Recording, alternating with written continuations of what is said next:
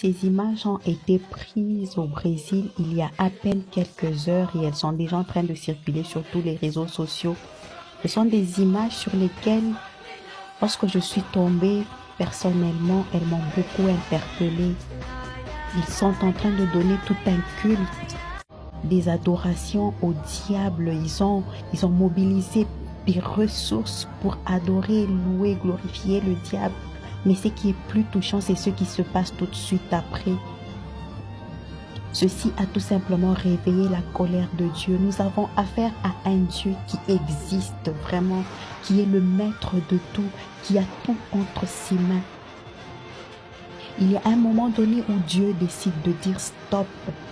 Le même Dieu qui a détruit Sodome et Gomorrhe, c'est le même Dieu en qui nous croyons aujourd'hui. Notre Dieu est lent en la colère et riche en bonté, comme la Bible nous le dit. Mais la Bible nous dit aussi que notre Dieu, c'est un Dieu jaloux. Il ne peut pas accepter de partager sa gloire ni son honneur avec qui que ce soit. C'est à lui et à lui seul que reviennent toute la gloire, tout l'honneur, toute l'adoration, la puissance et la majesté. Ceci est une interpellation pour nous les chrétiens, pour nous dire que nous sommes vraiment vers les temps de la fin.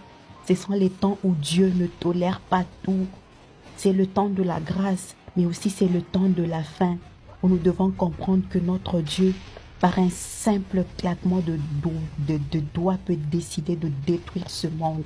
Il a toute la puissance entre ses mains, il a tout le pouvoir entre ses mains. Que ceci nous interpelle, nous tous chrétiens. On ne se moque pas de ce qui arrive aux autres, on ne se réjouit pas, mais ceci devrait être un message pour nous dire, il est temps de dire stop, d'arrêter de faire certaines choses parce que Dieu est un Dieu qui peut décider autrement et personne n'y peut rien. Que Dieu ait pitié de nous, tout simplement. Que Dieu ait pitié de nous.